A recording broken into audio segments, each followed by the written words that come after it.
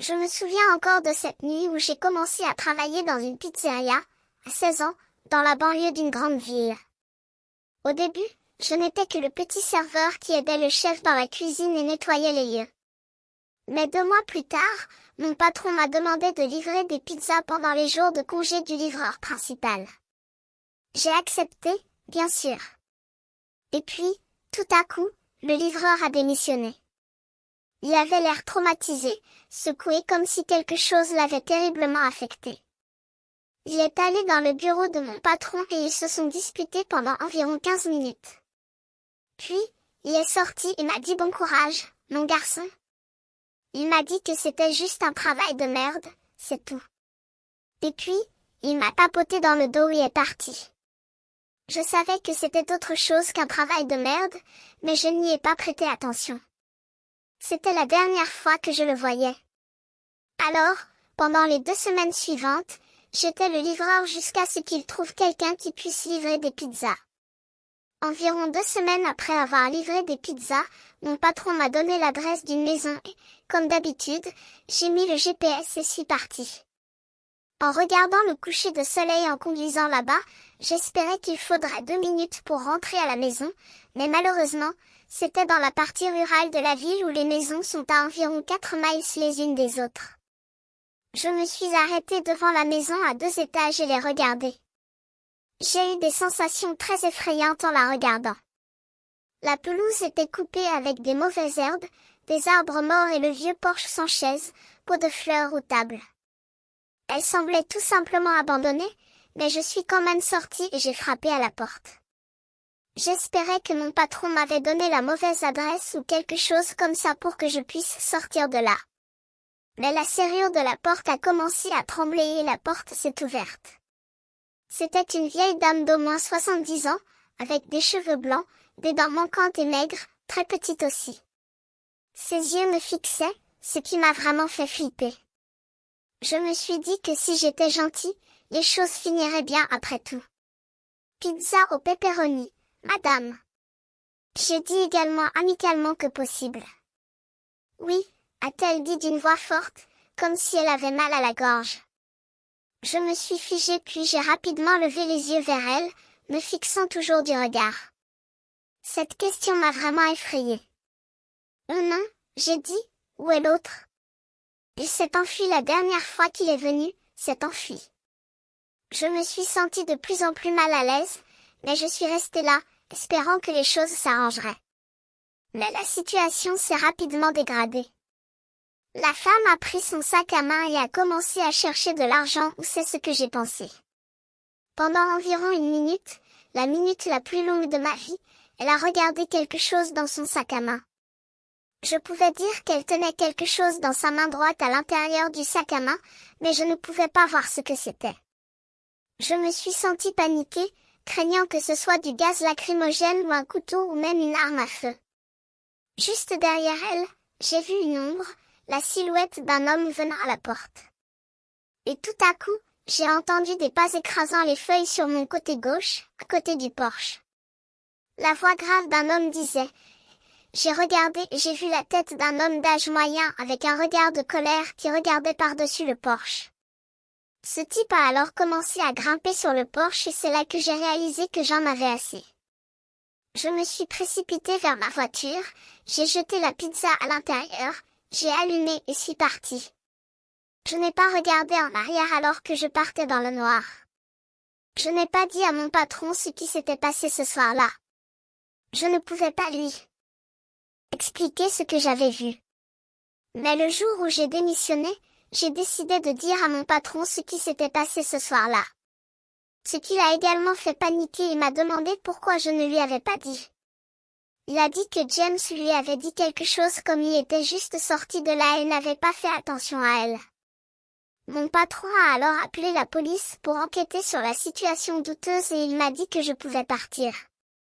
2 jours plus tard, il a rappelé et m'a dit que la police avait enregistré la maison comme saisie depuis plus d'1 an et qu'ils avaient trouvé 3 personnes vivant là-dedans, dont 2 hommes et la vieille dame que j'avais rencontrée. Ils ont été arrêtés et il n'a rien dit d'autre. Je suis toujours traumatisée et je ne sais pas ce qui se serait passé si j'avais attendu.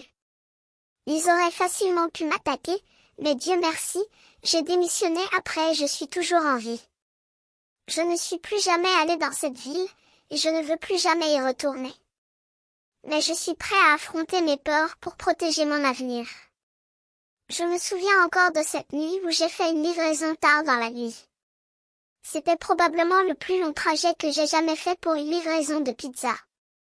J'étais en train de conduire sur des chemins de terre, la nuit, lorsque j'ai vu un vieux bâtiment à l'air douteux, littéralement au milieu d'une clairière forestière. Il n'y avait aucune voiture garée nulle part ni aucune lumière allumée. J'ai garé ma voiture et j'ai appelé mon patron. Je lui ai demandé de relire l'adresse au moins 3 fois pour être sûr de l'avoir tapée correctement, mais cela s'est vérifié.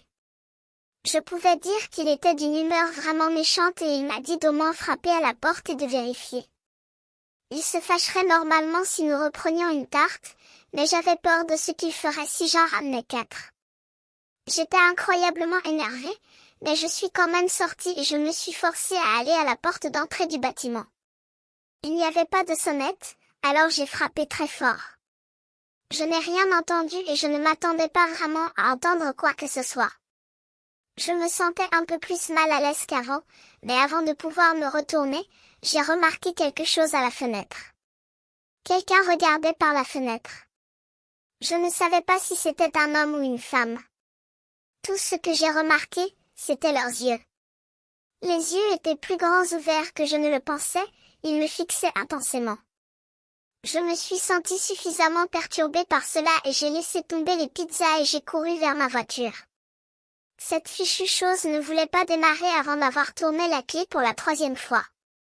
Je me sentais perdue dans la nuit noire, les arbres énormes qui m'entouraient comme des sentinelles hostiles. Je n'avais pas fait très loin de mon bâtiment de repos lorsque j'entendis un bruit aigu et strident, comme si quelqu'un grattait contre la carrosserie de ma voiture. Je m'arrêtai net, mon cœur bondissant dans ma poitrine. Les pneus de ma voiture étaient crevés, mais ce qui m'inquiétait le plus, c'était la résistance que j'avais sentie en essayant de conduire. Cela n'avait pas de sens. Je sortis de ma voiture, frissonnant de partout, et commençai à inspecter les pneus. Ils avaient été tailladés à 4 places, comme si quelqu'un avait voulu me faire abandonner ma route. Je réalisa que je n'étais pas seule. Le frisson qui me parcourait le dos s'était transformé en une sensation de peur glacée.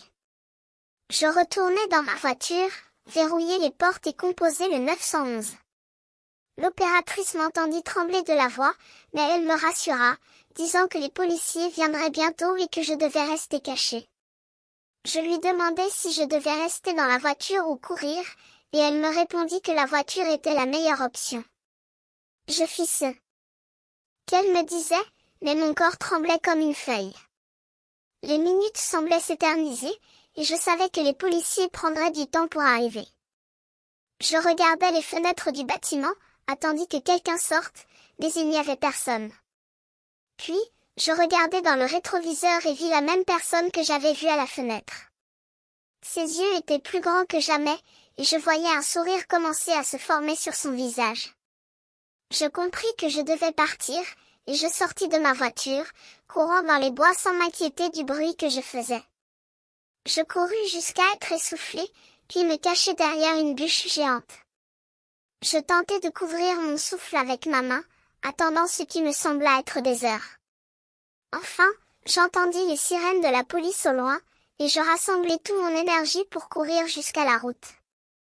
Les lumières rouges et bleues brillantes apparurent, et je me sentis comme si j'étais rentrée chez moi. Les policiers m'aidèrent à sortir de la voiture, et je tombai au sol, épuisée. Je commençais à avoir des hauts le cœur, et j'eus presque envie de vomir. Ils m'interrogèrent, et je leur expliquai ce qui s'était passé. Ils partirent vers le bâtiment, et je les attendis, anxieux. Ils revinrent sans avoir trouvé rien, à part quelques objets pointus. Cela m'avait détruit. J'avais vu la femme, mais elle et son compagnon avaient disparu, et cela me tua encore aujourd'hui. Je quittai mon travail après cela et commençai à travailler dans une épicerie locale. Je sais que je n'oublierai jamais le visage de cette femme, qui me regardait avec des yeux innocents et un sourire étrange.